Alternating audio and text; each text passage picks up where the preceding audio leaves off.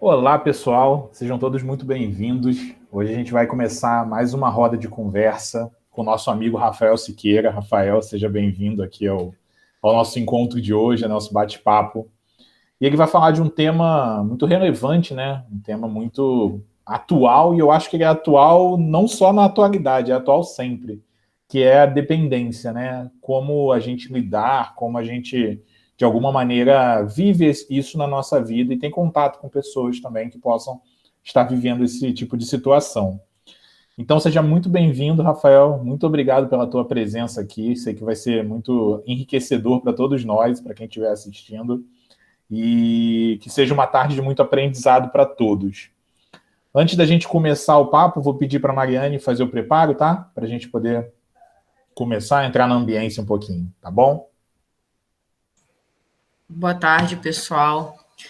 Para o nosso preparo de hoje, eu trouxe o texto Vícios na Visão Espírita, escrito por Ricardo Guelph de Souza, que nos diz o seguinte: a liberação de hormônios neurotransmissores do prazer, como dopamina, serotonina e adrenalina, são responsáveis pela satisfação após a realização de uma ação, como, por exemplo, sentir a água dormar nos pés, comer o chocolate preferido, sensações singelas de felicidade. O revés desses hormônios são a dependência que podem acarretar ao organismo.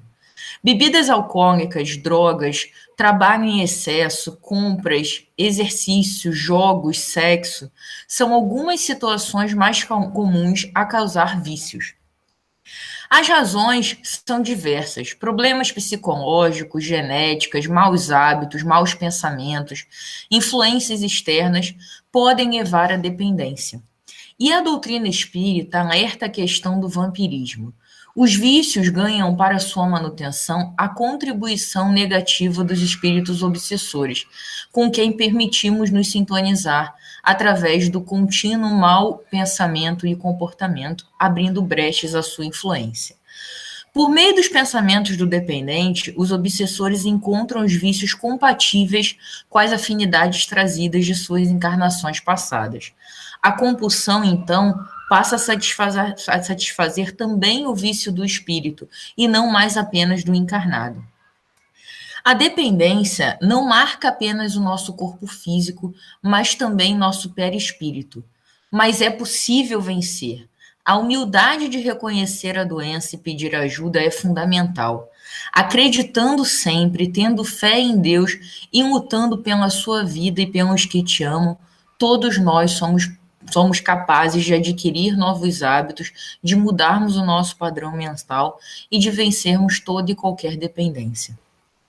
Acho que o grande ponto aqui dessa mensagem é que a dependência ela pode estar atrelada a vários tipos de maus comportamentos e de maus pensamentos, porque num primeiro momento a gente pensa em dependência do álcool, das drogas, que são, claro, muito relevantes, muito impactantes, mas não são os únicos tipos de dependência. Então, às vezes, um mau comportamento, um mau hábito que vai se perpetuando no nosso cotidiano, vira sim um tipo de dependência também capaz de causar danos.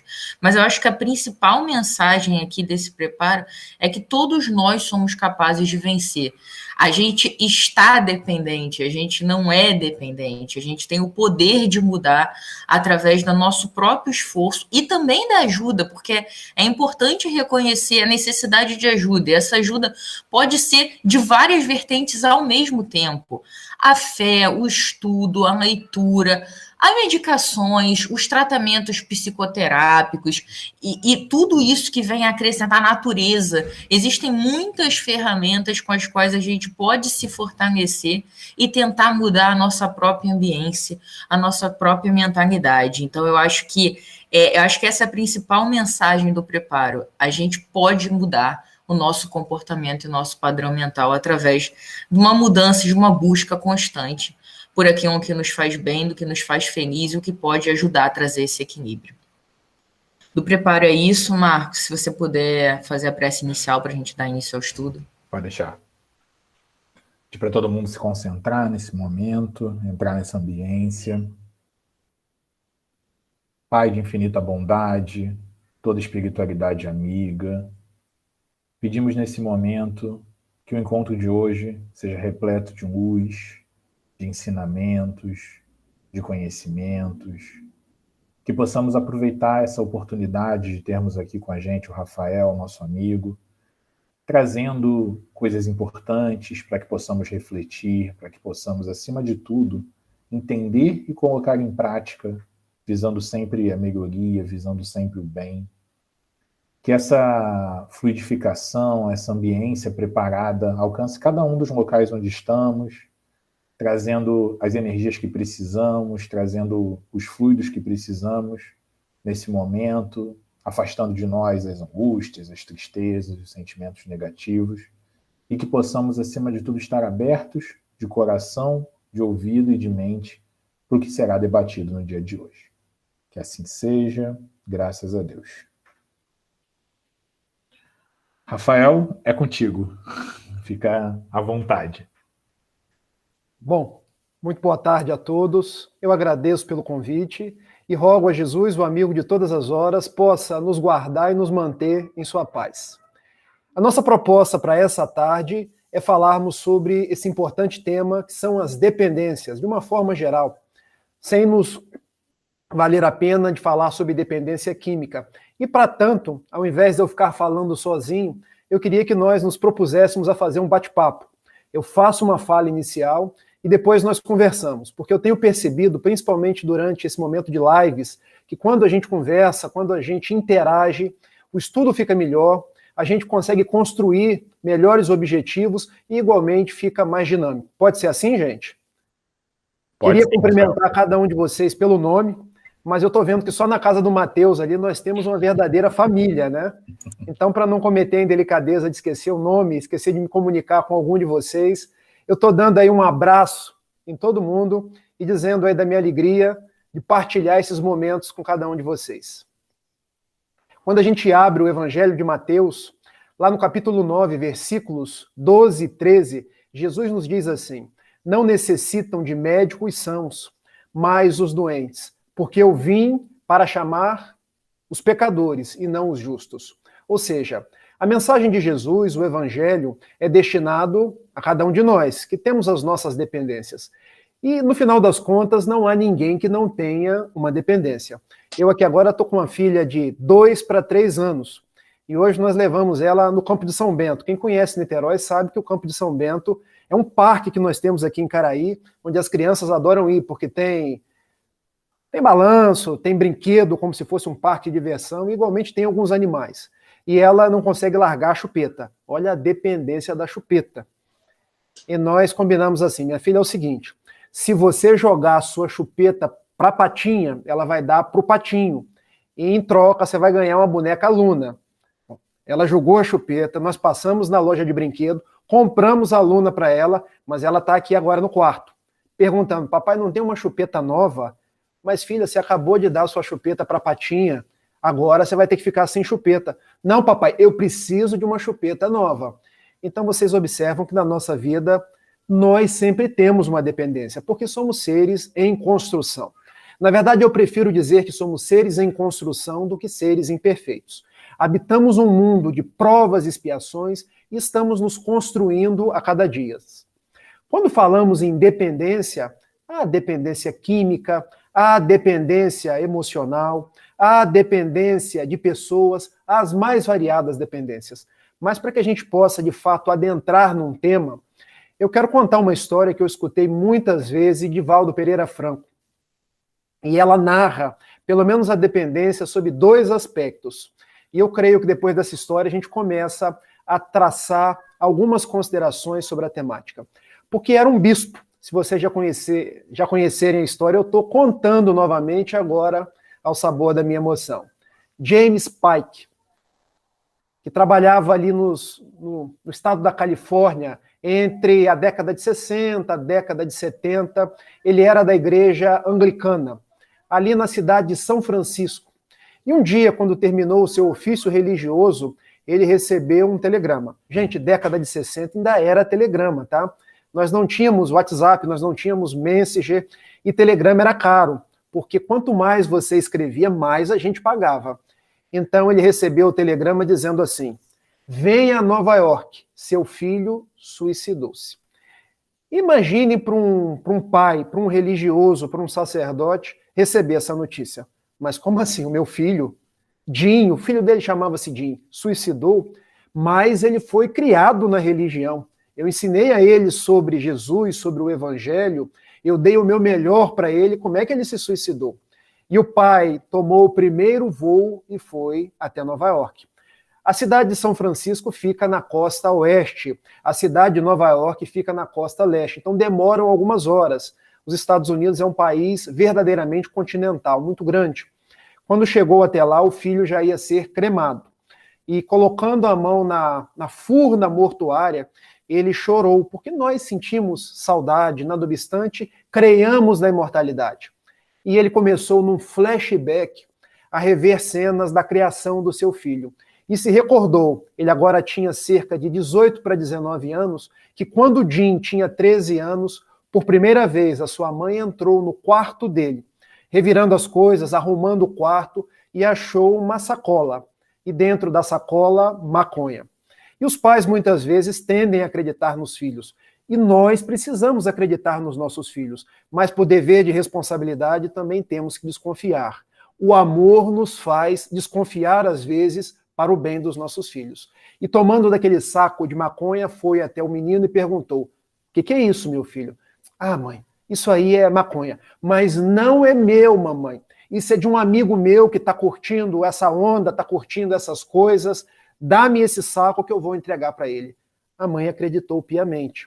Deu a maconha para o menino e o menino aparentemente ia dar para o colega dele, mas era tudo para ele próprio fumar. Passaram-se os anos e quando o Jim já estava de 15 para 16 anos, era uma madrugada. E quem é pai sabe que enquanto o filho não chega em casa, os pais não dormem. James foi acordado pela madrugada, era um telefonema do hospital. Venha até o hospital porque o seu filho está muito mal. Ele está numa overdose de cocaína. Não. Deve ser outra pessoa, porque o meu filho não usa drogas. Usa sim. Venha até o hospital. Venha porque ele pode morrer. Não, não pode. Esse menino foi criado na igreja, eu dei o meu melhor para ele. Venha, ele precisa de você. O fato é que ele foi. E indo até o hospital, o menino já tinha usado toda a cota de drogas possível na noite. Tinha bebido misturado com crack, misturado com cocaína e estava muito mal. O fato é que Jim, daquela overdose, se recuperou e depois confidenciou a seu pai: "Papai, eu fui vencido pela droga. Num primeiro momento, eu quis juntar-me a um grupo, eu quis dizer-me homem, afirmar minha masculinidade. Depois, papai, tem também a curiosidade, nós nos fazemos curiosos, queremos experimentar, achamos que nós somos mais fortes que o vício, que nós vamos parar a qualquer momento. Também depois, papai, tudo aquilo que você me ensinou da religião é tão intangível, é tão distante, que eu quis mesmo curtir o barato do mundo. Papai, me ajude, por favor. Eu preciso de você. Eu preciso desse Jesus que você fala todos os domingos e outros dias da semana na sua igreja." E o pai: "Eu vou te ajudar. Eu vou fazer o que há de melhor para que você possa se recuperar." E sabendo de uma clínica, de uma das melhores clínicas de recuperação do mundo, não era apenas nos Estados Unidos. Ele resolveu levar o filho para Londres, porque ele queria igualmente tirar o filho ali da Califórnia, do contato com os outros jovens, com outras pessoas que tinham o mesmo vício, e o menino ficou um determinado momento em Londres. Lá passou por uma clínica de recuperação e depois de alguns meses ligou para seu pai: "Papai, eu estou sóbrio, eu estou muito bem, leva-me de novo para os Estados Unidos." "Pois muito bem, meu filho, eu vou pessoalmente te buscar." E foi. "Papai, eu não quero voltar para a Califórnia. Agora eu quero ir para Nova York." "Mas por que para Nova York, meu filho?" "Eu sou um artista e não há espaço para artistas na Califórnia. Eu quero ali na cidade de Nova York fazer um curso, começar a pintar, começar a ter contato com a arte." E assim foi feito. O tempo passou e agora é chegado aquele momento em que James encontrava-se com seu filho que havia se suicidado. E ele pensou: Por quê? Será que ele voltou a usar drogas? O que será que se passou na cabeça do meu filho? Por que ele não ligou para mim? Por que ele não me pediu ajuda novamente?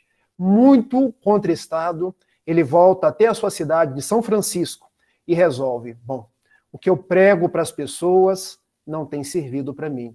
Eu não sou um bom sacerdote. Deus deve estar às turras comigo.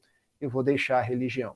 Eu vou abandonar o meu ofício e vou entrar numa espécie de quarentena. Resolveu, inclusive, sair dos Estados Unidos e ir para a Inglaterra. Olha como são as coisas na nossa vida. E indo para a cidade de Londres, onde passaria um périplo na sua existência, longe da religião, por uma coincidência que nós sabemos que não existe, ele veio alugar o mesmo apartamento onde o filho, quando estava em Londres, utilizou para o seu processo de recuperação.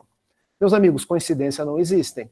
Diz a benfeitora Joana de Ângeles que coincidências representam a mão de Deus agindo para que as coisas que são nossas venham para cada um de nós.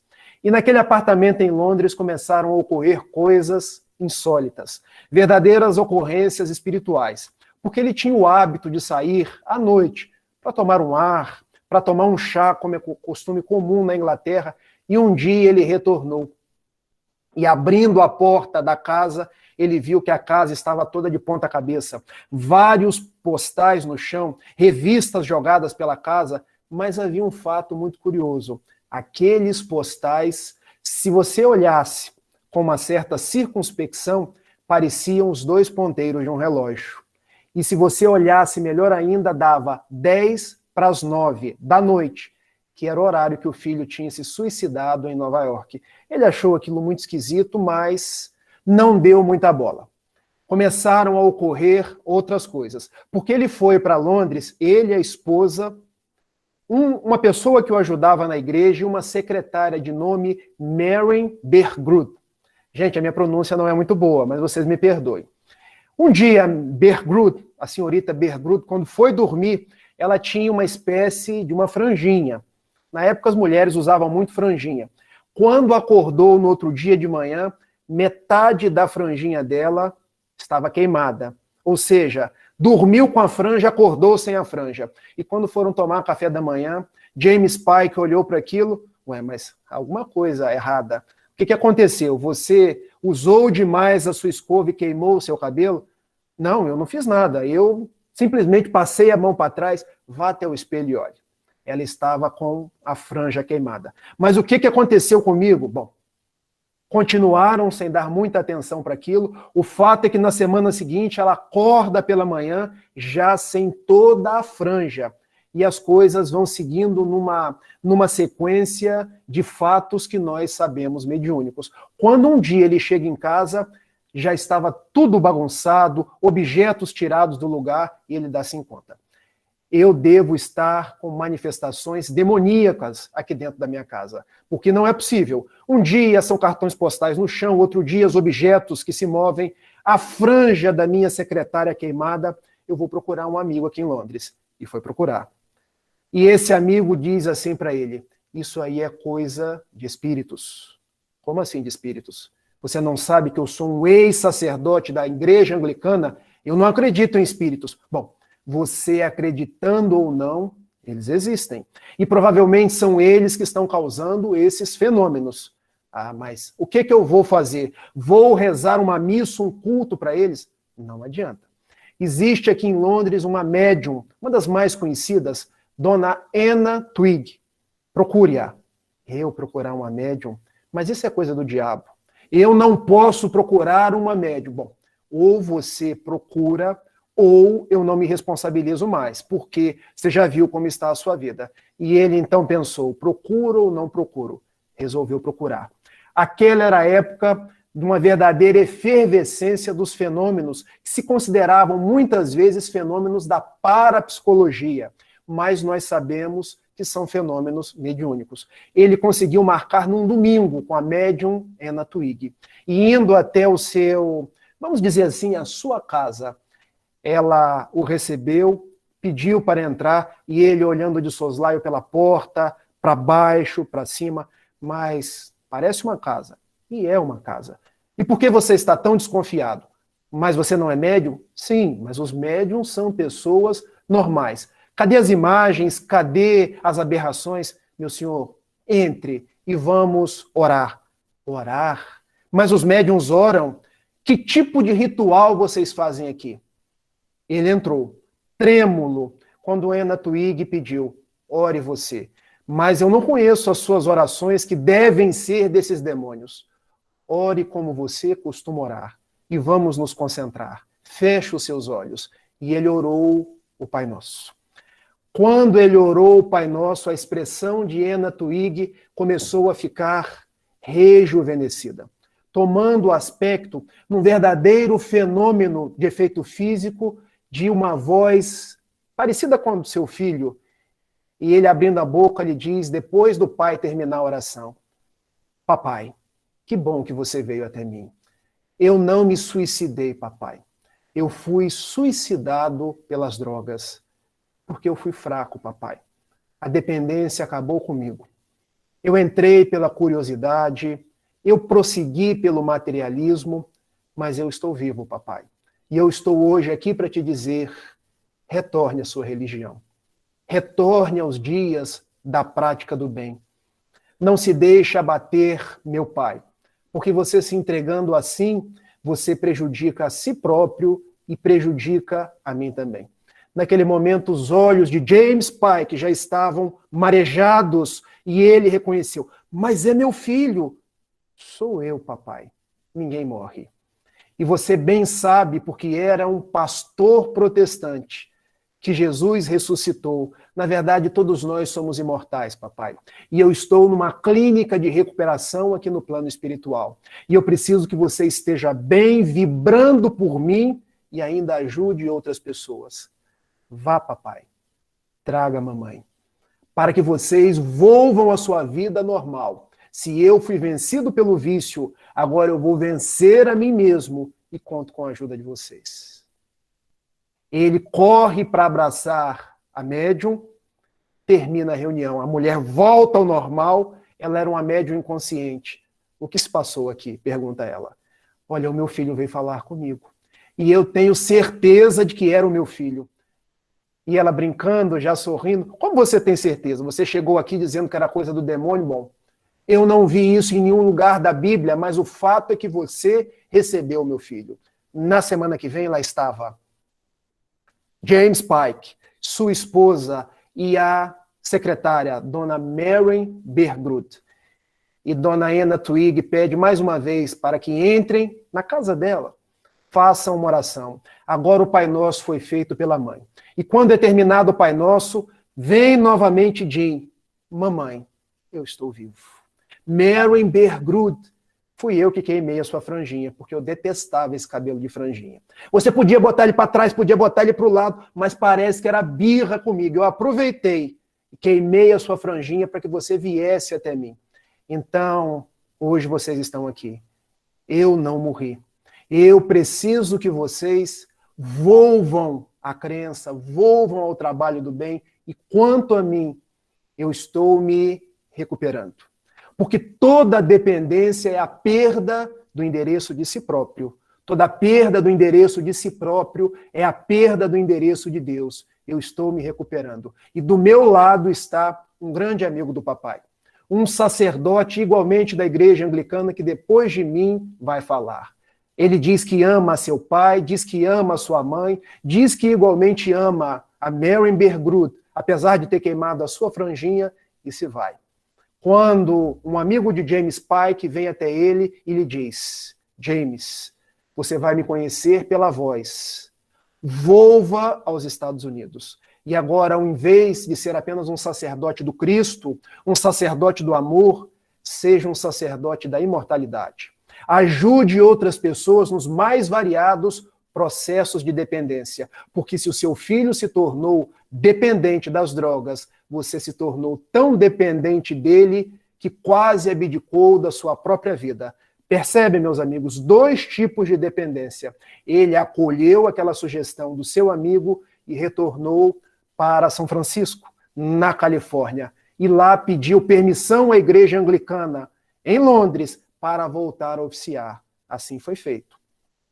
E quando sobe no púlpito pela primeira vez, ele fala: porque Jesus voltou da morte, porque nós somos imortais. É o que ele fala.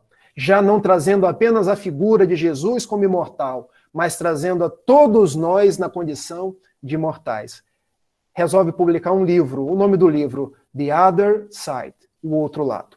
Para, no meio da igreja crente, da igreja protestante, falar da imortalidade da alma. Torna-se um paladino da imortalidade, do combate às dependências das mais variadas causas e segue um trabalhador de Jesus. Por que eu conto essa história? Porque nós podemos vencer as nossas dependências, sejam elas as mais variadas possíveis. Nessa história que eu entrei contextualizando o nosso encontro, nós verificamos duas: a dependência química das drogas e a dependência emocional.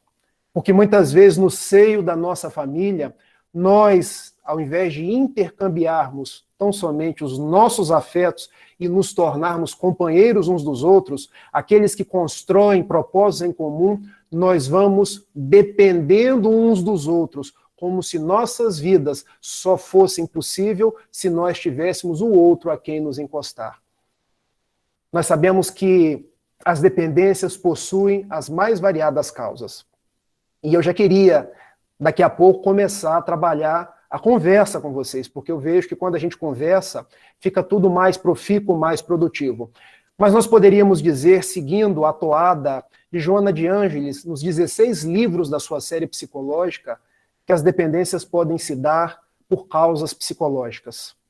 Quando falamos em causas psicológicas, falamos em sentimentos, falamos em emoções, falamos da forma como nós lidamos conosco mesmo, lidamos com a vida. As dependências podem se dar por causas sociais. O contexto em que eu nasci, as pessoas com as quais eu convivo, as dependências podem se dar por causas espirituais. Porque eu sou herdeiro de mim mesmo.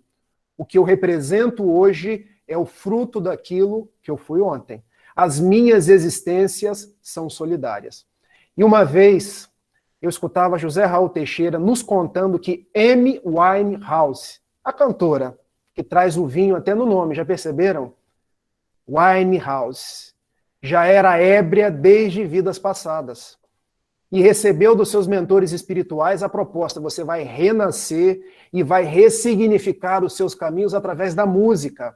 Porque a gente sabe que um dos mecanismos de defesa do ego é a sublimação. E um dos melhores meios de nós sublimarmos é através da arte. Ela veio para cantar, para sublimar-se, para vencer a dependência do ontem, mas trouxe obsessores cruéis, que todas as vezes que ela despontava na música, lembravam do passado de perseguidora, lembravam do passado que ela foi uma opressora. Então ela, apesar de uma grande cantora, volvia ao vício do álcool. E acabou desencarnando com 27 anos. Então as dependências podem ter causas espirituais, causas obsessivas, causas de nós que remontamos a tudo aquilo que nós fomos. Eu trouxe alguns trechos desse livro aqui. Conhecem esse livro? Nossa, tá muito longe, né? Não estou conseguindo ver. Após a Tempestade, de Joana de Ângeles. Após a Tempestade. Onde eu vou ler 3 trechos, porque aí paro eu, Rafael, de falar sozinho e começamos a falar um pouco como Joana nos diz. Porque ela diz assim: mais preocupado com o corpo do que com o espírito, o homem moderno deixou-se engolfar pela comodidade e prazer, deparando inesperadamente o vazio interior que lhe resulta amarga decepção, após as secundárias conquistas externas. O que nos traz Joana de Ângeles aqui como uma primeira causa de dependências? Quais são as nossas prioridades? Se eu pudesse elevar as minhas 2 mãos com vocês aqui agora, e numa das mãos eu colocasse aquilo que eu tenho, e na outra mão eu colocasse aquilo que eu sou, quais que são as nossas prioridades hoje? O que eu tenho? Meu carro, a minha casa, os meus valores na conta bancária, o meu status Na minha empresa, na sociedade, a quantidade de likes que eu ganho nas redes sociais, a quantidade de seguidores que eu tenho, a quantidade de projeção que eu tenho, só que tudo isso é fogo-fato. Tudo isso é transitório. E talvez uma das grandes lições que o coronavírus venha nos trazer é essa. Um vírus invisível ao olho humano, um vírus invisível ao olho humano, veio nos chacoalhar, porque aquilo que nós temos é transitório. E muitas pessoas, por se prenderem naquilo que é material, naquilo que é transitório, quando perdem o material, onde elas vão buscar uma compensação? Nas drogas. Acaba sendo uma espécie de muleta, entre aspas, eu não gosto dessa palavra. Eu gosto da palavra compensação emocional, que na verdade no popular acaba sendo a mesma coisa. Mas quando eu valorizo o que eu sou, e o que eu sou? Espírito imortal. Nasci na ignorância, fui criado na ignorância, caminho para a perfeição relativa. Os meus valores são aquilo que eu posso fazer pelas outras pessoas, o bem que eu faço, os amigos que eu conquisto, as dores que eu enxugo, o quanto de riqueza que eu consigo internalizar, porque o reino de Deus está por dentro, não está por fora. Isso alguém tira? Isso alguém me toma? Isso alguma traça ou ladrão é capaz de corroer ou roubar? Então nos diz, num primeiro momento, Joana de Ângeles, que uma das etiologias das nossas dependências mais variadas é que eu valorizo o transitório ao invés daquilo que é essencial. Por isso, Antoine Saint-Exupéry, quando escreveu O Pequeno Príncipe, nos diz: o essencial é invisível aos olhos. O essencial é isso que nós estamos vivendo aqui nesse momento. Encontro de famílias, encontro de amigos, porque eu posso perder o meu dinheiro, mas a amizade de vocês eu não perco. Quando eu me fio naquilo que eu tenho, basta eu perder isso. Que eu posso querer ser o próximo a me suicidar ali na Avenida Rio Branco. Vocês se lembram quando houve o confisco da poupança? Eu não falo de política. Quantas pessoas se suicidaram?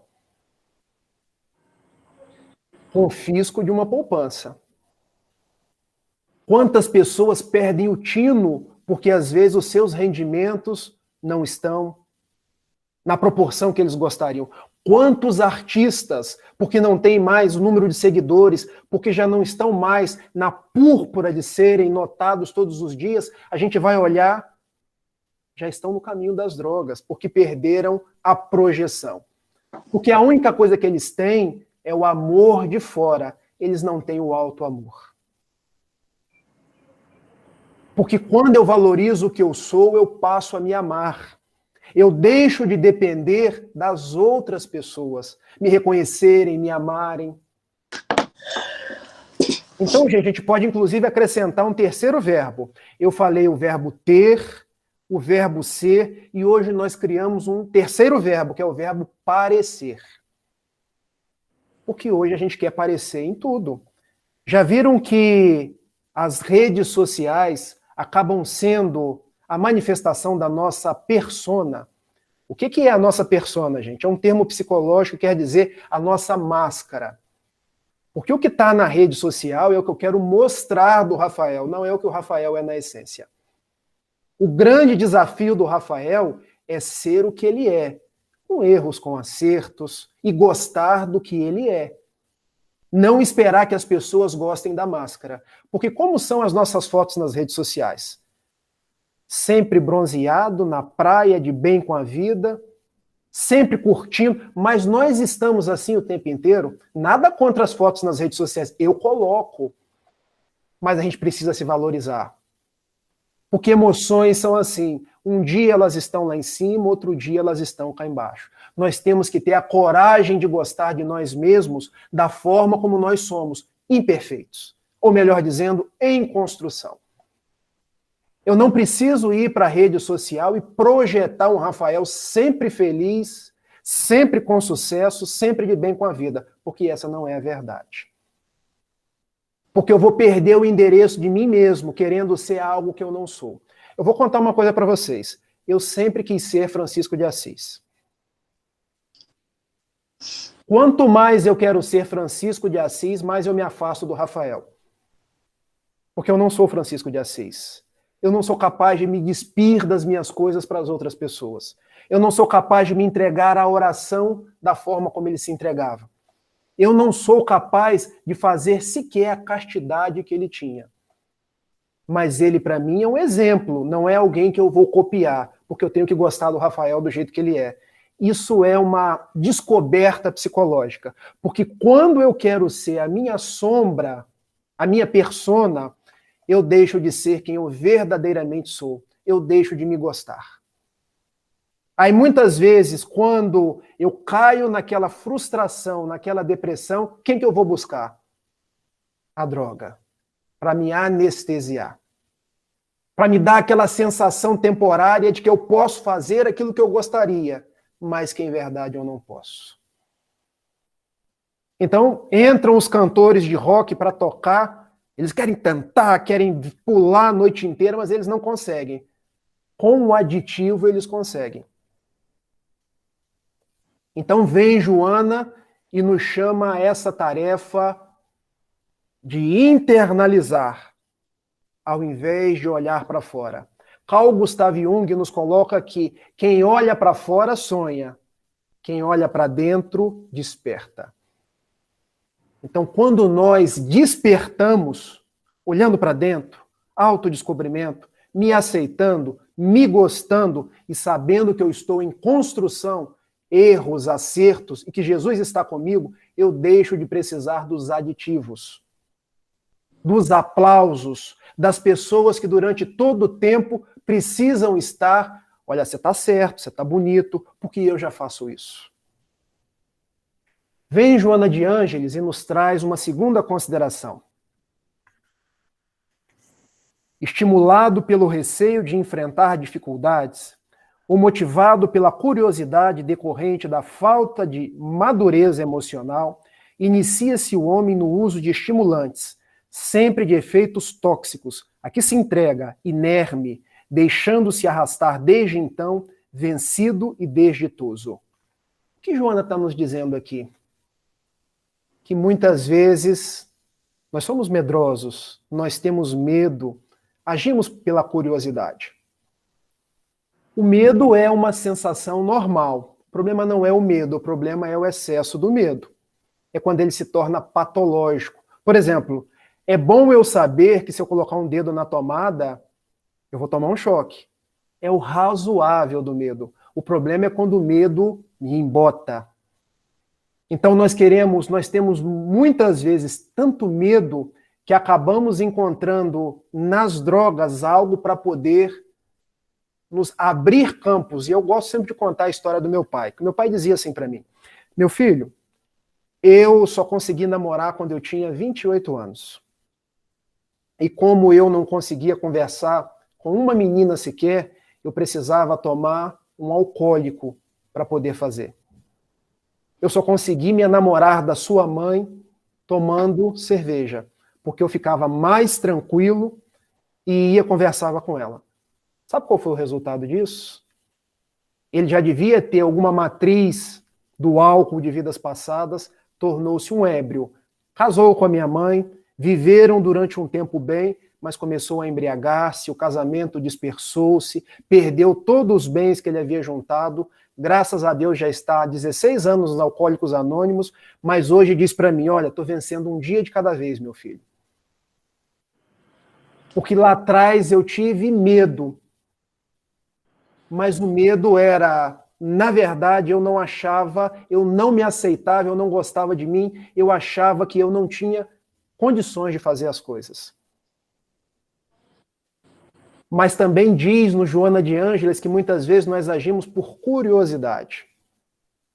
Como nós somos curiosos. Quantas vezes já me apresentaram: use isso aqui, tome isso daqui, porque você vai ver como você vai ficar bem, como você vai fazer as coisas, e a curiosidade vai nos levando sempre a experimentar um pouco mais, a querer um pouco mais. Então vejam que no fundo de todo o processo de dependência, há sempre, muitas vezes, uma questão psicológica, uma questão pessoal, e que o autoconhecimento, esse processo de aproximação com os ideais do Evangelho pode nos ajudar. E diz no Joana de Ângeles, aqui num terceiro momento,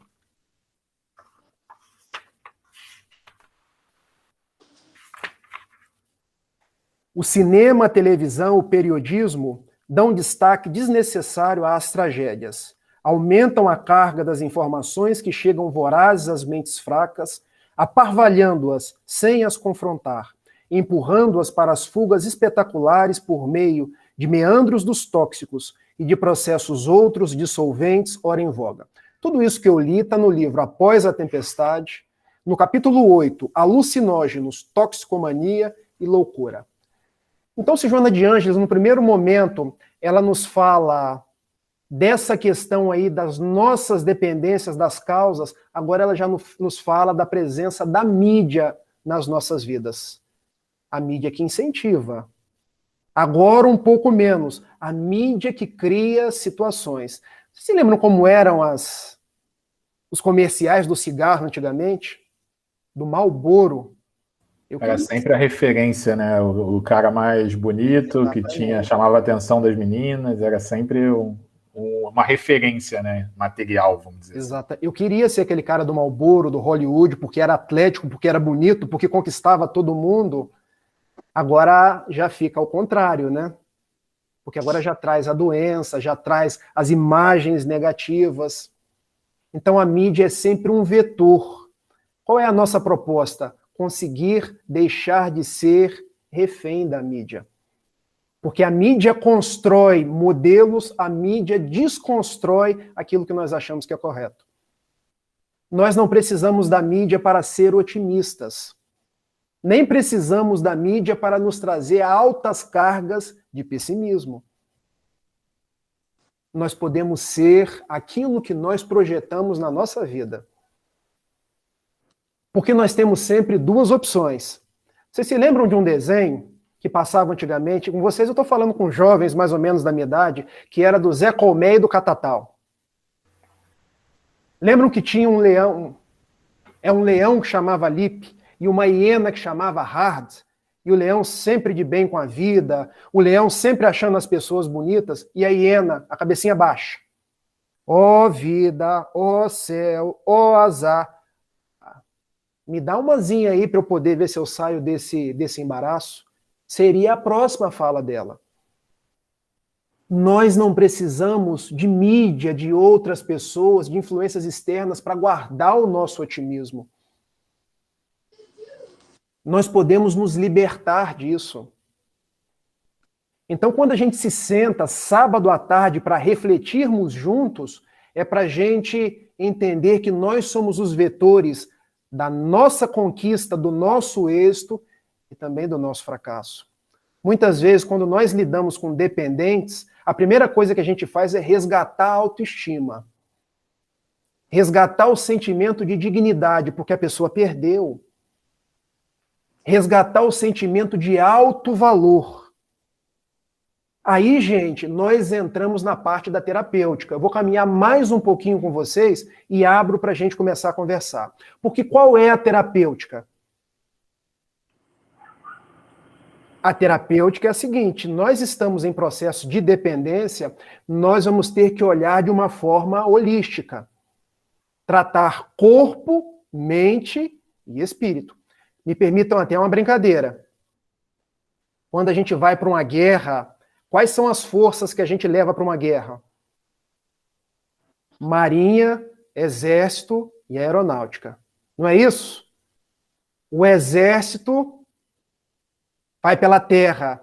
Nós precisamos do médico da terra. Vocês não vão esquecer mais. A Marinha vai pela água. Nós precisamos do profissional que nos enxuga as lágrimas. Água, lágrimas. Psicólogo, terapeuta, psiquiatra. Já a aeronáutica vai pelo ar. Etéreo, nós precisamos da medicina espiritual, do tratamento da casa espírita. E nós ainda temos outras duas forças a nos ajudar. Polícia, PM e Corpo de Bombeiro. Quem é o Corpo de Bombeiro, gente? Amigos, porque para apagar incêndio, só os amigos. Olha, Simone, eu estou aqui mal, estou muito mal. Não dá tempo, psicólogo só na segunda-feira. Ela que vai ser o corpo de bombeiro, amigos. E PM, quem que é, gente? Que está no momento exato. Familiares. Mãe, me acode, estou mal. Então, agora que eu já fiz a metáfora, a gente pode começar a trabalhar. Terapêutica para os nossos problemas de dependências. Buscar o profissional do mundo. Seja uma dependência emocional, seja uma dependência química, seja uma dependência de qualquer que seja. Porque eu digo uma coisa para vocês, aqui em casa todo mundo é dependente.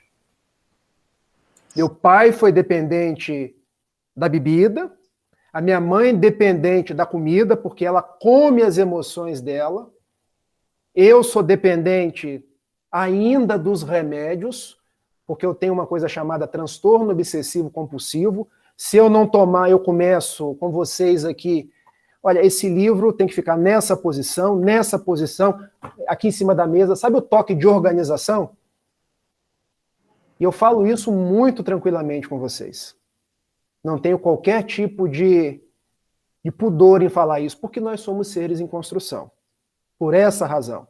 E Jesus conhece a cada um de nós. A pessoa que se apresenta como perfeita, equilibrada e serena, desconfie. Ou ela está mentindo, ou ela está obsidiada. Ah, mas é orador espírita. Gente, orador espírita com dificuldades. Ah, mas é médium espírita. Talvez a gente consiga tirar um ou outro, o Chico Xavier, a Madre Teresa de Calcutá. O resto, todo mundo, nós estamos na craveira comum das dificuldades. Nós nos ajudamos ajudando as outras pessoas. Procurar o médico do mundo. Mas eu vou no psiquiatra, Rafael? Sim, por que não? Espírita não tem problema do coração, não vai no cardiologista? Espírita não tem problema do osso e não vai no ortopedista? Agora é difícil encontrar um espírita que diz assim, hoje eu vou no meu psiquiatra. Todo mundo vai achar que ele é doido, né? Não, não posso dizer isso. O que vão falar de mim lá na casa espírita? Eu sou aplicador de passe. Gente, para aplicar passe nós precisamos estar em paz, tranquilos. Às vezes a pessoa não vai em psiquiatra, mas está constantemente em conflito. E a outra vai e está equilibrada. Pode dar o passe. Isso não sou eu quem diz, isso é Manuel Filomeno de Miranda. Porque nós temos entre um neurônio e outro um espaço chamado sinapse.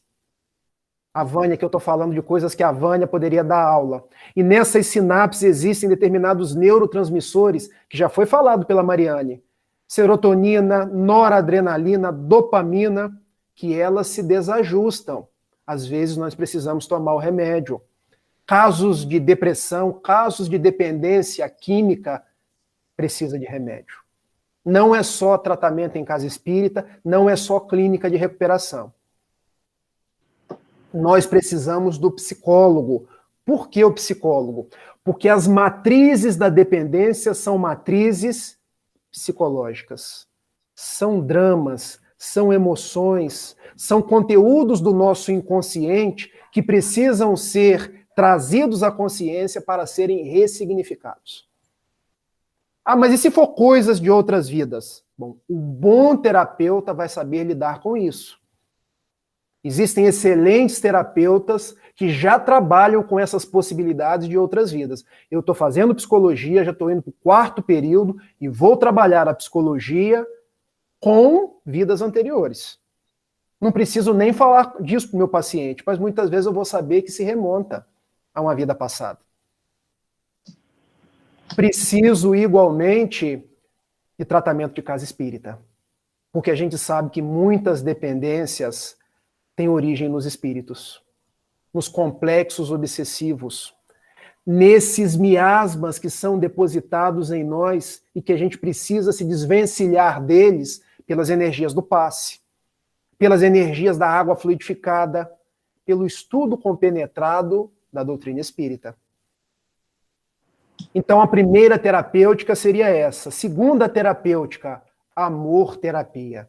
Ah, não, Rafael, agora virou livro de autoajuda. Não, gente. Amor-terapia para caso de dependência Talvez seja a terapia que Jesus nos ensinou, a melhor terapia. João capítulo 15, versículo 12, o meu mandamento é este, que vocês vos amem como eu vos tenho amado. A pessoa que está na sua dependência é porque ela pegou de alguma carência sua e substituiu pela dependência. Então nós precisamos tratar essa desarmonização interna com o remédio, com a ressignificação do processo terapêutico, mas trazendo a essa pessoa igualmente que ela precisa se amar.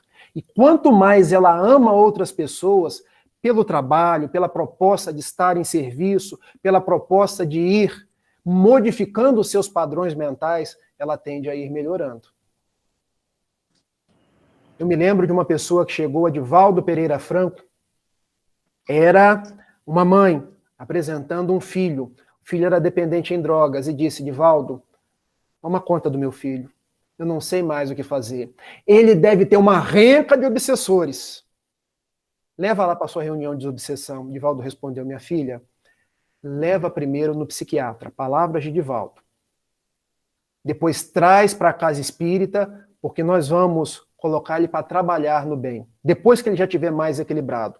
Porque quando está em movimento, quando está em ação, ele está suando, ele não está dando vínculos aos espíritos que estão obsidiando. Amor, terapia. Por isso que as pessoas que amam mais tendem a ser menos dependentes. Uma segunda proposta, na verdade, uma terceira, perdão, terapia.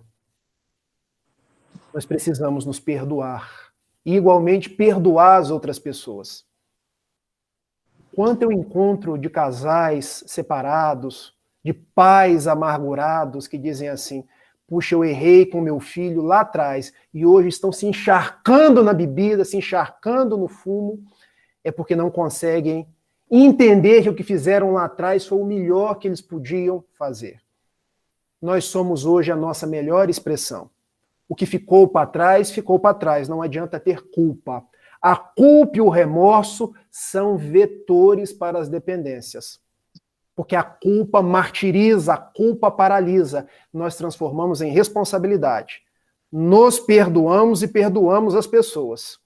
Eu vejo muita gente dizendo assim, eu digo um caso de uma própria prima minha. Olha, eu fiz tudo de errado na vida por culpa do meu pai. E eu costumo dizer para ela, não, você não fez errado por culpa do seu pai. O seu pai não tem culpa de nada. O seu pai é um anjo na sua vida, que se não fosse ele, você não nascia. Você ganhou a sua encarnação por bênção de Deus e por intermédio do seu pai. Agradeça o seu pai e o perdoe. Por isso, o perdão, terapia, ele é essencial nos processos de dependência. Quarta proposta, labor, terapia.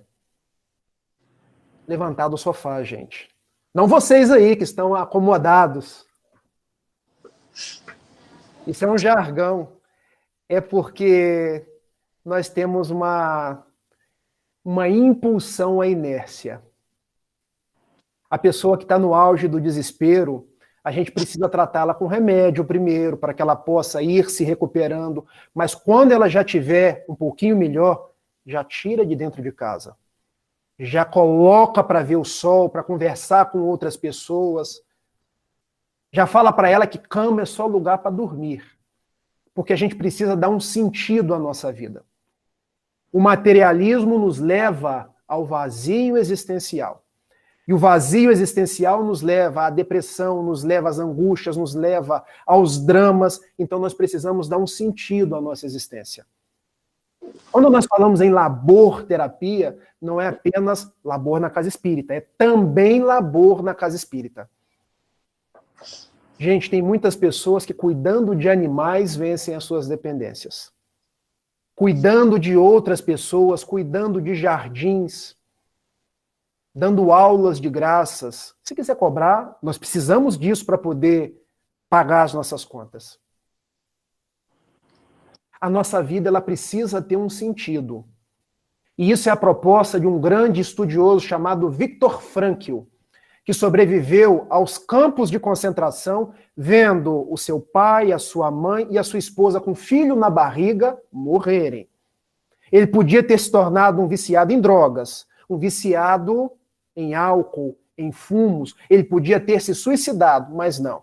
Resolveu escrever um livro chamado Em Busca de Sentido, dizendo assim: tudo pode ser tirado do ser humano, menos a capacidade de escolher que destinos tomar e que caminho seguir. Venceu os campos de concentração, tornou-se o fundador da escola da logoterapia. Quase laborterapia, dizendo para cada um de nós que se nós temos um para quê, a gente não se perturba com as adversidades. Para que eu vivo? Qual o sentido da minha vida? Porque a pessoa que está no auge da droga, eu passo aqui em Niterói, vejo pessoas bebendo o dia inteiro. Eu às vezes me dá vontade de ir perguntar: por que você está bebendo? Ah, não sei. O que você está fazendo aqui? Ah, não sei. O que você tem que fazer depois que você sair daqui? Ah, também não sei. A pessoa que tem que levar filho para o colégio, a pessoa que tem que dar cesta na casa espírita, ela já vai preenchendo a sua mente, vai preenchendo as suas atividades, que vai perdendo aquele espaço mental, aquela sintonia energética do corpo para se entregar às dependências.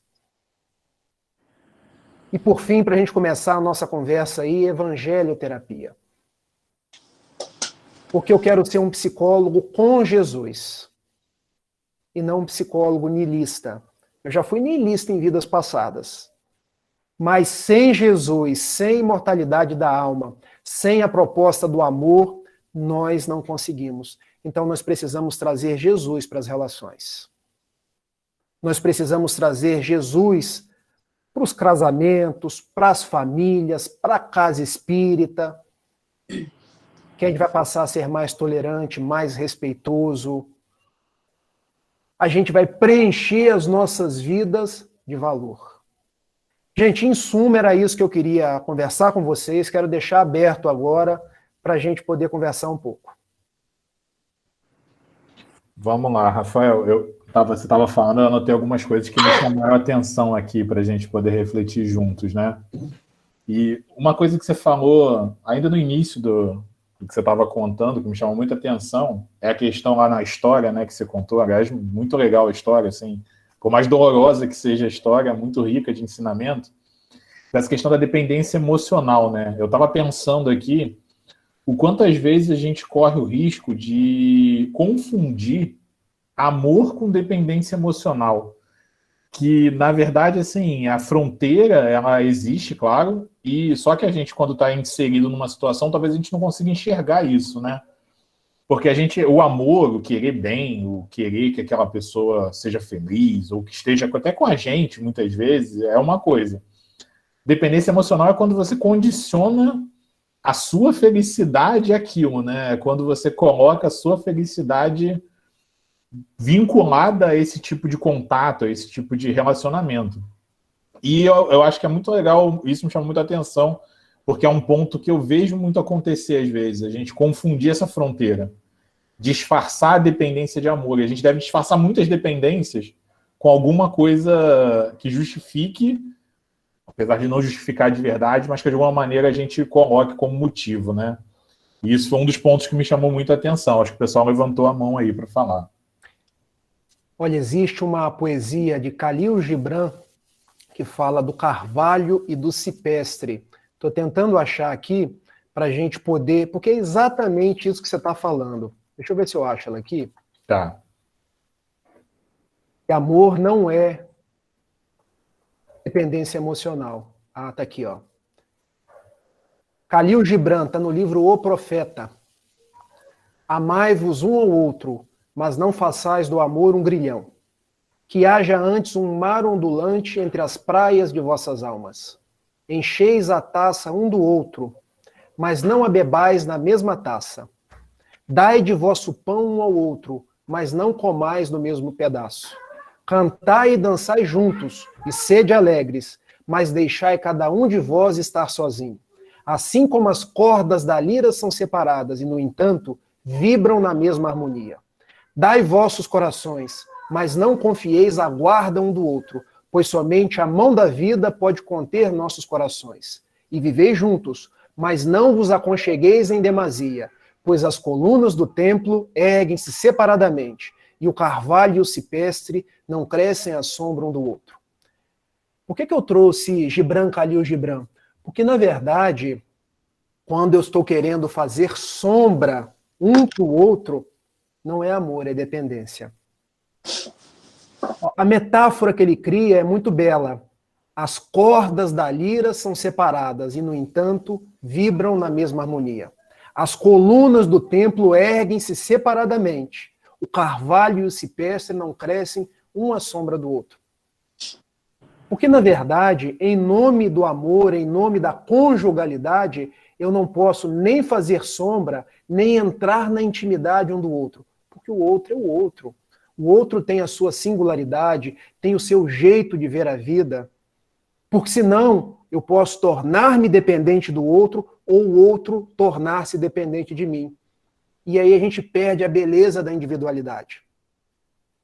E o bom é quando o casal, na beleza de cada individualidade, conseguem construir a conjugalidade. E não quando ambos se confundem de forma a perder a própria essência. E é isso que muitas vezes acontece.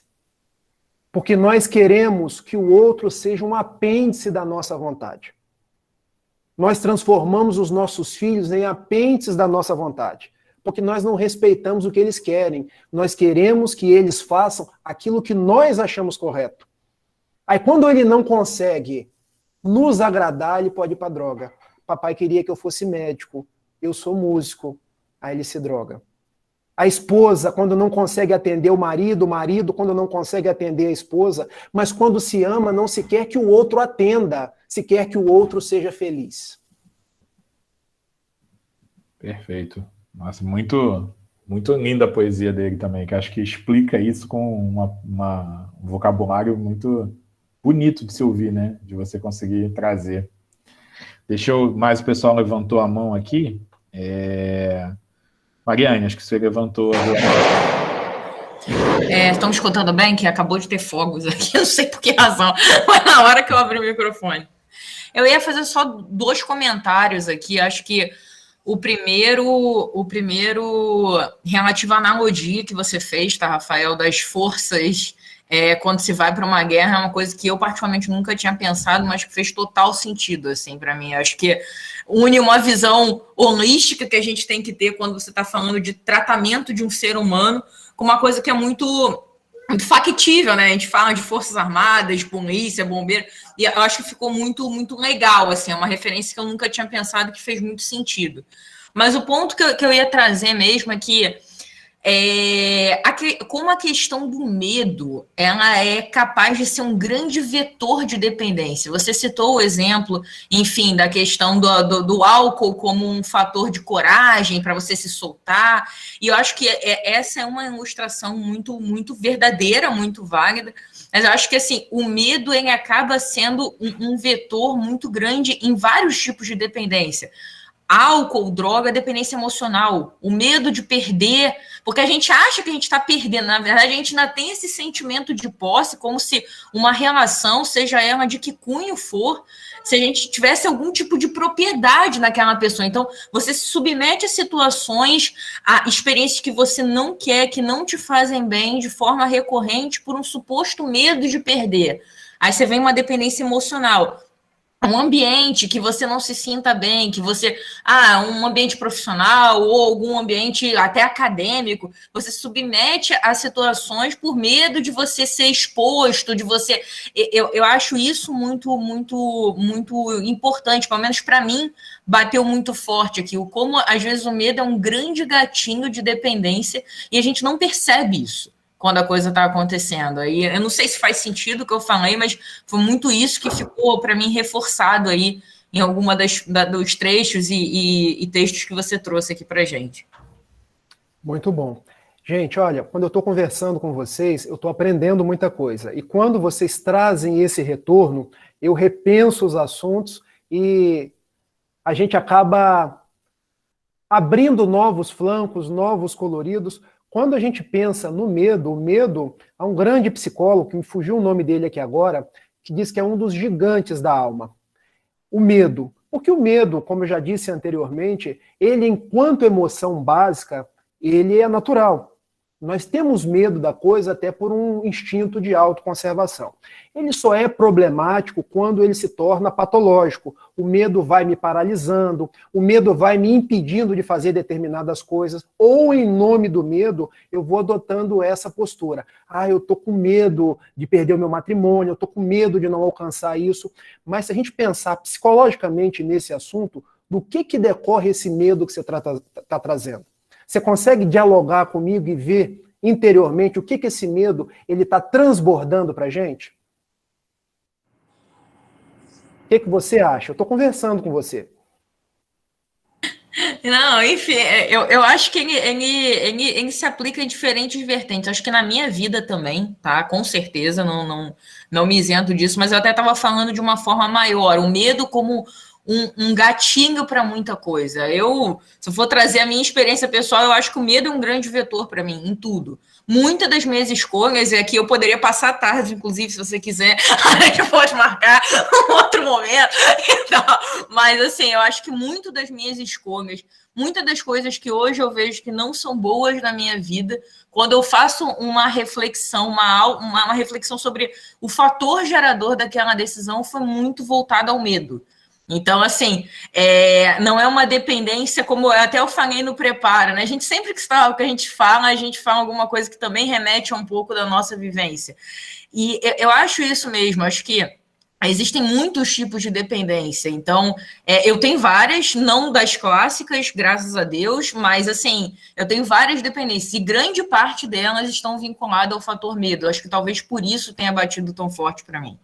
Então, assim, mas todos os medos e gatilhos, eu acho que eu precisaria mais do que alguns poucos minutos. Meu irmão não me deixa mentir, é o que tá falando com você. Mariana, eu tô buscando a conversa mesmo, tá? No momento eu tô pedindo pra gente falar de coisas pessoais aqui, não. Eu tô só mais... eu sei, então não foi isso que eu quis dizer, não, tá? Foi só uma brincadeira. Quando fica dialógico assim, a coisa acaba ficando mais dinâmica. Então eu digo para você de alguns dos meus medos e o que tinha por trás desses medos e o que me causavam dependência. Você sabe que eu sempre tive medo de competir? E por que eu tinha medo de competir? Porque eu só queria ganhar. Porque eu só queria ser o primeiro lugar. Porque eu queria receber os aplausos das pessoas. Eu, de uma certa forma, devo ter trazido isso no meu espírito. E papai e mamãe, que sempre fazem o melhor para a gente, acabam estimulando, porque a gente, de uma infância muito pobre, olha, meu filho, se você não for o primeiro, se você não for tal qual o Ayrton Senna, você não vai conseguir o seu espaço no mundo. O fato é que isso me criou determinados medos, determinados bloqueios. Por exemplo, eu fazia natação. Eu não queria competir nunca, porque eu só aceitava ser o primeiro lugar. Eu tornava-me dependente da aprovação do meu pai, da minha mãe e das pessoas. Como se os outros não fossem gostar de mim se eu não ganhasse. Como se, na minha visão, papai, mamãe, a sociedade, todas as pessoas só fossem me aprovar se eu fosse o primeiro lugar. Eu nunca quis fazer palestra espírita. Sabe por quê? Porque eu achava a minha voz horrível. Eu achava que eu não sabia falar e eu era tímido. Quando eu era pequeno, as pessoas iam na minha casa, eu escondia debaixo da cama, para não ter que conversar com as pessoas.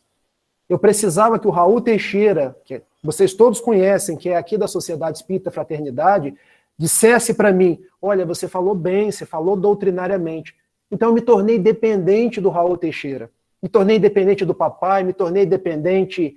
No ambiente de trabalho, eu nunca queria fazer nada, eu sou advogado, mas eu precisava fazer audiência. Mas se o juiz não gostar? No fundo, eu estava querendo que as outras pessoas me aprovassem. E se a gente buscar no fundo, eu desejar a aprovação das outras pessoas, é porque eu quero ser o primeiro, quero ser importante. Eu tenho em mim uma coisa chamada orgulho. Estou dizendo de mim, depois de um exercício muito grande de autoconhecimento. Então hoje, Mariana, eu estou me permitindo a quebrar essas resistências, quebrar essas dependências e me valorizar do jeito que eu sou. Se gaguejar, tá bom, eu dei o meu melhor. Se eu for o terceiro lugar, Tá ótimo. Foi o que eu pude fazer, eu me esforcei para aquilo. E foi assim que eu consegui fazer as coisas. Até mesmo para arrumar uma primeira namorada foi depois de 20 anos. Porque eu me achava, me permitam o termo, o cocô do cavalo do bandido. Feio, desajeitado, não sabia conversar. Mas hoje eu estou fazendo um exercício de internalização para ir vencendo essa dificuldade interna e valorizar o que eu consigo fazer. Aceitar quais são as minhas possibilidades. E isso, além de me trazer mais paz, me tira a dependência das pessoas. Porque eu não preciso mais que o meu pai, olha, ficou bom. Que o Raul Teixeira, a sua palestra foi boa. Hoje eu estou aqui com vocês. Uns podem gostar, outros podem não gostar, mas vocês podem ter certeza. Eu dei o meu melhor. Se eu tivesse mais, eu dava. Então, Rafael, você tem que dar a receita de como você superou isso tudo, porque você superou muito bem. Eu até falo assim, eu quero ser igual o Rafael Siqueira quando eu crescer, eu quero falar igual a ele. Eu já fiz até uma vez uma reflexão no Pedro II, através da tua palestra de amor terapia e perdão terapia. Eu falei, gente, tá ótimo isso, eu quero falar exatamente igual o Rafael. Treinei, não consegui, mas também acho que falei, eu aceito assim, eu me aceito assim também. Eu falo como eu consigo, né? Se eu tive a boa intenção, eu fico satisfeita. E você falando isso agora, eu me peguei pensando aqui no meu filho. O meu filho, ele não gosta de competir, ele é tímido, ele nunca quer fazer uma apresentação e eu fico assim meio decepcionada, porque eu faço de tudo para ele aparecer, né? Eu sou aquela mãe que quero que ele faça, que ele brilhe, que ele apresente. Então eu cobrei muito isso dele e com isso o meu filho está assim. O meu filho está tímido e aí quando ele tem que fazer apresentação no colégio, ele faz com os amigos. Outro dia ele fechou a porta do quarto, botou um monte de cadeira e falou assim, mãe, você não chega aqui, porque ele estava com vergonha de mim. Olha só o que eu vou ter que trabalhar nele depois disso aí que você falou. Não, na verdade, Vânia, a gente vai se trabalhando durante todo o tempo. Eu passei por muitas terapias psicológicas, eu hoje, inclusive, estou fazendo psicologia, e uma das coisas que eu descobri é o seguinte, eu sou quem eu sou. Eu posso dar aquilo que hoje está nas minhas mãos. Não adianta eu querer agradar o mundo e me desagradar. Não adianta eu querer estar com um sorriso para todo mundo se por dentro eu estou um caco. Então eu vou valorizar a minha essência e vou construir nos meus relacionamentos o melhor que eu puder, mas sem me violentar. Eu lembro que uma vez eu fiz um curso, foi até um curso de oratória, que a pessoa pediu para que eu guardasse uma frase, e a frase é ela: seja você mesmo, em todos os momentos da vida. Porque a sua espontaneidade, a sua autenticidade é que vai dar o colorido da sua vida. Porque quando a gente começa a agir em nome das outras pessoas, em nome daquilo que vão falar, em nome daquilo que a sociedade considera o mais ajustado, a gente vai perdendo o nosso próprio endereço, o nosso próprio colorido. E diz Carl Gustav Jung que neurose nada mais é de quando você perde o endereço de você mesmo. Verdade. E da neurose você chega à dependência. Porque você quer no álcool, quer no fumo, quer na droga química voltar a ser quem você nunca foi. Porque você construiu um estereótipo. Você construiu um super-herói, você construiu um workaholic, você construiu uma pessoa que sempre acerta, você construiu alguém que está na ideia, mas não está na vida real. Então nós vamos ser autores, atores da nossa vida real. Nos gostando do jeito que nós somos. Sim, verdade. Quando a gente pega a questão 919 do Livro dos Espíritos, autoconhecimento, para chegar na autoaceitação, para chegar no autoamor, para depois se transformar. Porque eu não transformo aquilo que eu não conheço. Mas se eu não amar aquilo que eu conheci, eu volto a recalcar tudo de novo. Porque se eu não gosto, eu jogo para minha interioridade de novo. E esse é um grande problema dos religiosos. Porque o que é feio, a gente não gosta. A gente quer passar para os obsessores. Então a gente descobre a nossa parte feia. Ao invés de ir lidando com aquilo, autoaceitando, autoamando para poder transformar, a gente finge que aquilo não existe. Ou projeta nos obsessores. Ah, não, mas isso é uma obsessão. Isso eu não estou no meu estado normal. Estamos sim. Verdade. Está em mim, mas eu posso seguir em frente. Verdade. Rafael, tem mais gente para falar. Só um comentário rápido, vou furar a fila rapidinho aqui. Tudo que você fala assim me remete muito ao autoconhecimento mesmo, né? A tua resposta agora foi o autoconhecimento definido, é você entender realmente o teu processo, como você conseguiu lidar com as situações e o quanto importante é se conhecer. Se a gente se esconde, né? Se a gente a minha imperfeição, eu vou fingir que não existe. A gente não está se autoconhecendo, né? Posso deixar uma frase para vocês? Lógico. A dependência é um esconderijo. Guardem essa frase do nosso encontro da tarde. A dependência é um esconderijo. Aí eu preciso me descobrir. Eu estou me escondendo de quem? De quê? De qual sentimento? De qual emoção? Porque se eu não buscar do que eu estou me escondendo, eu vou precisar de cada vez mais dependência, de mais álcool, de mais droga, de mais aquela pessoa, porque tem pessoas que amam demais. Existe uma dependência da mulher com o marido, do marido com a mulher, mas na verdade isso está escondendo alguma coisa. É isso que eu preciso descobrir. Até a dependência da mãe com o filho, né? Às Exato. vezes a gente fala que não, mas às vezes uma mãe, ela é tão conectada ali no filho e acaba fazendo mal para o filho, né? Porque quando eles se conectam muito, a mãe sente tudo que o filho sente, o contrário é a mesma coisa. Então a mãe se faz mal e ela faz mal para o filho, porque ele também entra naquela conexão, né? Mas não se cobre muito não, tá, Vânia? Você foi sua melhor expressão durante todos os momentos da sua maternidade. A gente vai olhando para frente, nos reconstruindo aos poucos. Sim. Matheus, você tinha levantado a mão aí. Desculpa a demora. Bom, Rafael, primeiro eu queria dizer que todos nós 6 aqui estamos deslumbrados com a sua palestra. Inclusive, eu já falei que quando você se formar, eu quero ser atendida por você, eu quero ser sua paciente, não vai dar. Nós temos 3 perguntas que a gente recebeu aqui pelos canais de pergunta do GRESD, que eu gostaria de fazer para você, mas antes eu também queria fazer um comentário sobre o que a Mari falou quando ela levantou a mão, que ela trouxe a questão do medo, e você disse disso que o medo ele é também um instinto, só que a gente acaba trazendo esse instinto para a nossa realidade, do medo em momentos que não necessariamente é necessário. Necessariamente necessário foi ótimo.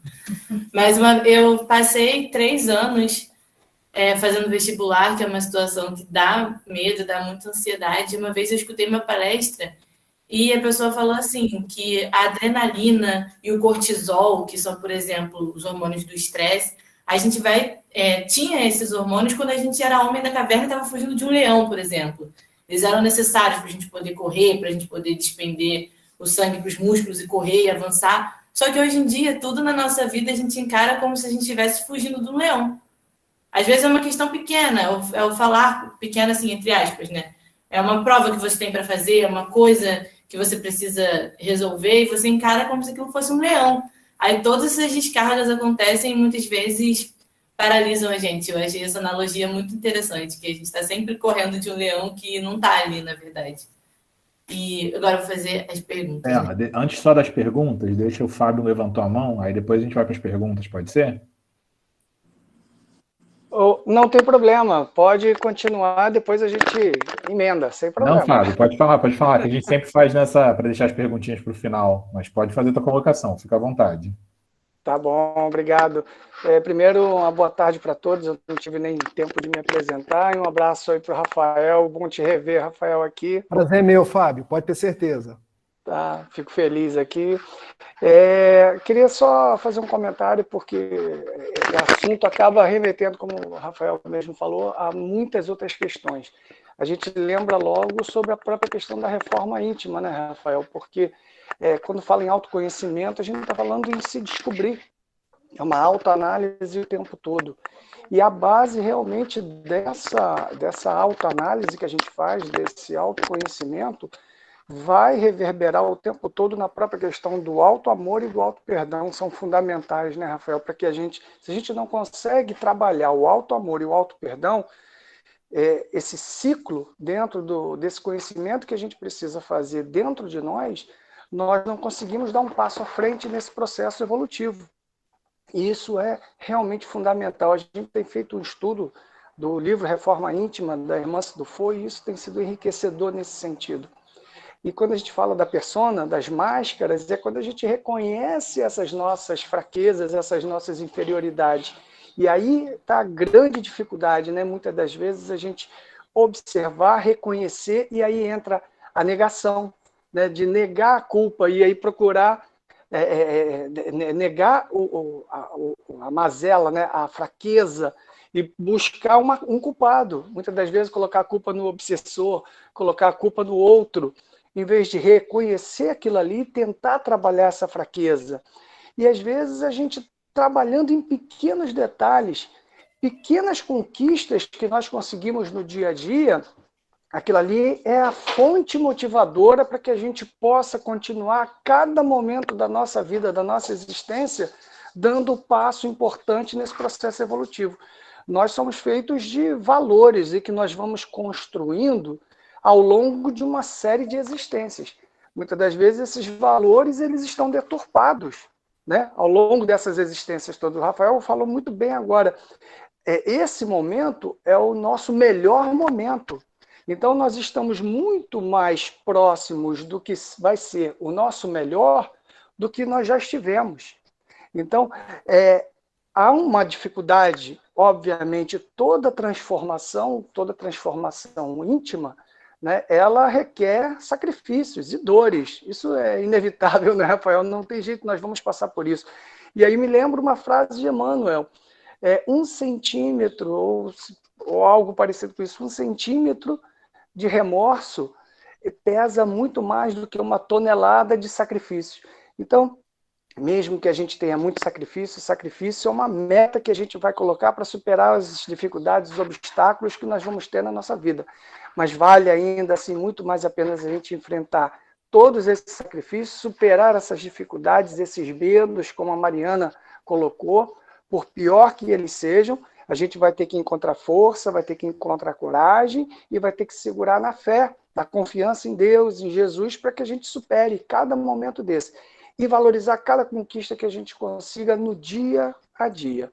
Assim a gente vai seguindo em frente, né? Eu acho que era só isso que eu queria colocar nesse comentário. Só isso não, Fábio. Você deu uma aula aí. Eu acho que quando a gente está em grupo, o importante é todos falarmos, todos aí nos conectarmos, porque esse estudo em conjunto ele é riquíssimo para todos nós. Muito obrigado pela sua participação, da Vânia, da Mariane, de todos, gente. Vamos lá, Belinha. Desculpa ter cortado as perguntas aí. Manda ver. Nada. Tem mais alguém para perguntar? Acho que não. Pelo menos não levantaram a mão. Beleza. A gente recebeu uma pergunta, Rafael, de como ajudar uma pessoa que sofre de dependência pela automutilação.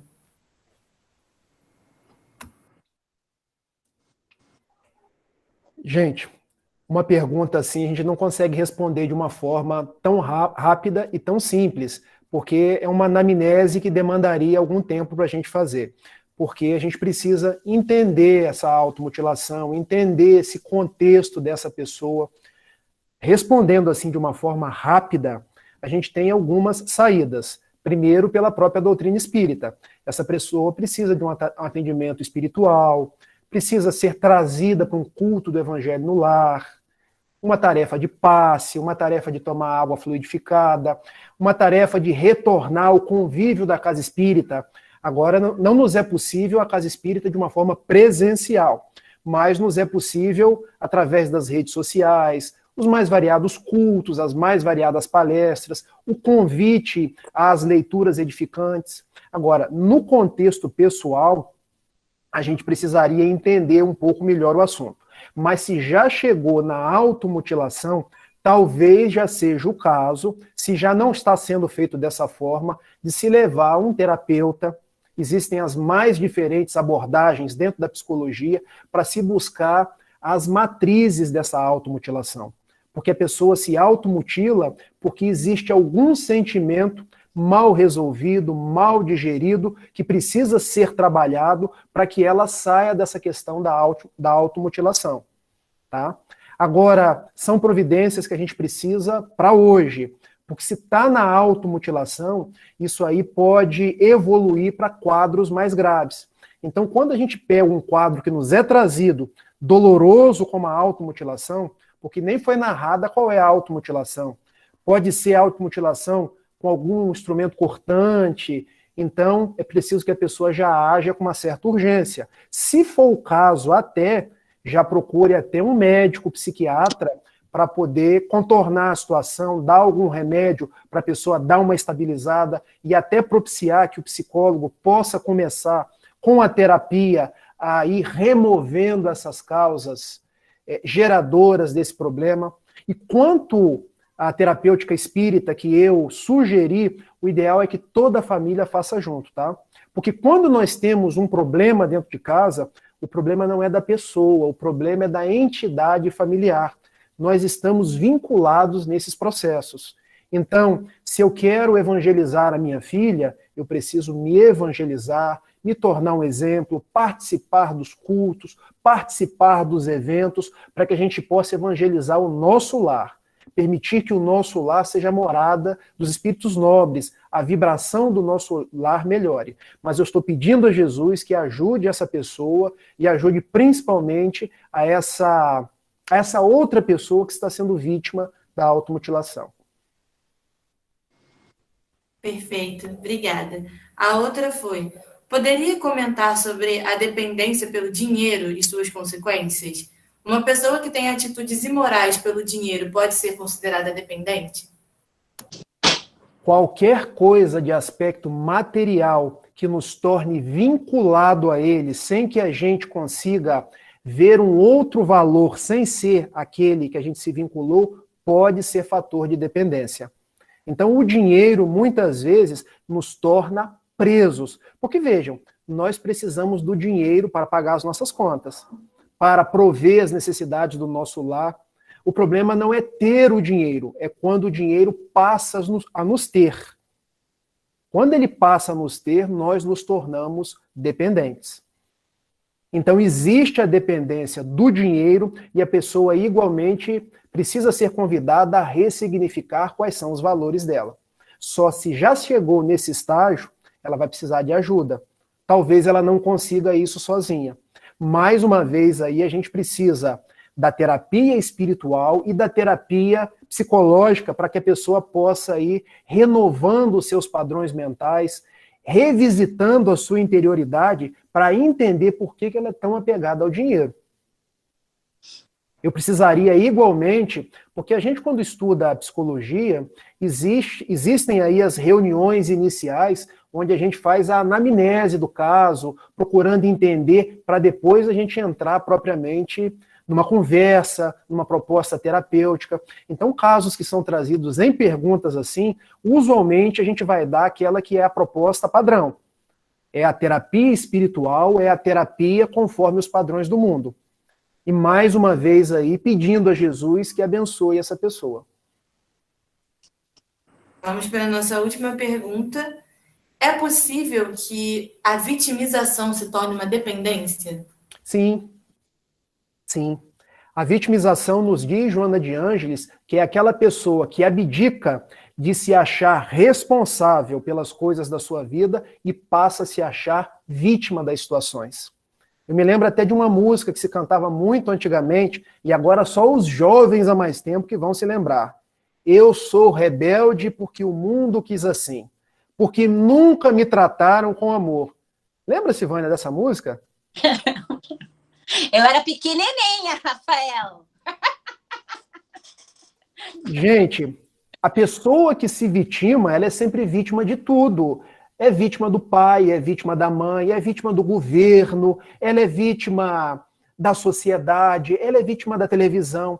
nós não somos vítimas de nada. Nós construímos a nossa vida. Nós podemos, na visão do poeta, escrever o nosso nome nas estrelas ou continuar no lodo do chão. Isso depende de nós. Ah, mas Rafael, hoje em dia, olha como está a minha vida. É porque as nossas vidas são fruto daquilo que nós fizemos dela. Hoje nós colhemos aquilo que nós plantamos. Isso não quer dizer que é para ninguém ficar triste, porque se eu não posso voltar atrás e mudar o meu passado, nos dias de Chico Xavier, eu posso começar hoje a mudar o meu futuro. Então hoje nós estamos construindo o nosso futuro e, para tanto, eu preciso sair da condição de vítima e me colocar em ação. Começar a mudar o mundo, leia-se, mudar a mim mesmo. Porque hoje estamos num período de transição.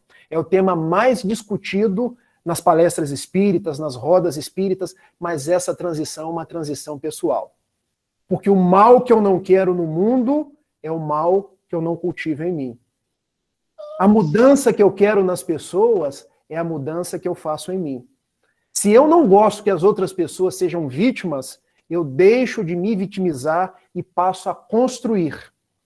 Deixo de reagir e começo a agir. Isso, às vezes, demanda um tempo, mas é possível. É um dia de cada vez, porque uma caminhada de 1000 passos, a gente começa pelo primeiro passo. E daí a gente vai caminhando, porque com Jesus, da primeira milha, a gente chega na segunda milha. Beninha, tem mais alguma? Pela palestra, a gente está muito agradecido, as perguntas acabaram. Agora a Mari que vai fazer a prece final, não é isso? Isso. Isso aí. Pedir para todos fecharmos os olhos nesse momento e agradecer. Agradecer a Deus, nosso Pai de amor, a toda a espiritualidade que com certeza se faz presente nos nossos lares, nesse encontro tão rico de ensinamento.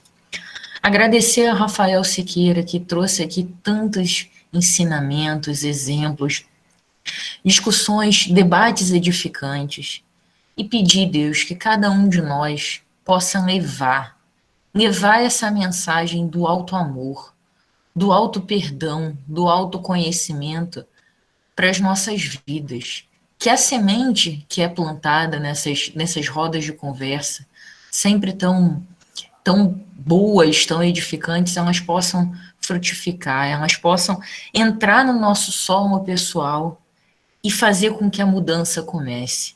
Que essa mudança comece todos os dias, um passo de cada vez. Porque devagar, Pai, é a melhor pressa, mas a paralisia é com certeza a maior armadilha. Então que possamos sempre caminhar na direção do nosso próprio conhecimento e do nosso próprio auto-amor. Que assim seja, graças a Deus. Graças a Deus. Rafael, muito obrigado, tá? Acho que foi maravilhoso. Eu gostei muito, tenho certeza que todo mundo que assistir, que está aqui participando, foi muito especial. Que a gente possa estar junto muitas outras vezes, né? Outros temas, outras rodas de conversa. Faço aí do pessoal as minhas palavras, assim. Se você se preocupa em algum momento com o seu jeito de falar, de expor... Não precisa. Não precisa. Eu só queria acrescentar um ponto ali, Bela, você furou minha fila, pois, como falei, gostaria de um outro horário quando você se formar, pois gostaria de desenvolver mais essa história, tá? Foi sensacional, Rafael, muito obrigada, desculpa qualquer brincadeira, tá? Gente, obrigado por tudo. Que nós continuemos juntos. Essas rodas de conversa, elas muito nos enriquecem, mas, sobretudo, nós temos aí um tesouro na mão, que é a doutrina espírita. Um tesouro que vai nos unindo e vai nos proporcionando ser pessoas melhores, construir uma sociedade melhor, depende de nós. Se nós tenhamos a certeza que nós somos os elos de uma grande corrente. Hoje, talvez, eu tenha sido um pequeno elo dessa corrente de vocês, mas do alto, Jesus nos vê como essas trilhas de luz pelo mundo. Que nós sigamos juntos e em paz. Obrigado, Rafael. Obrigado. Muito obrigado por tudo, viu? Obrigado mesmo. Um abraço, gente.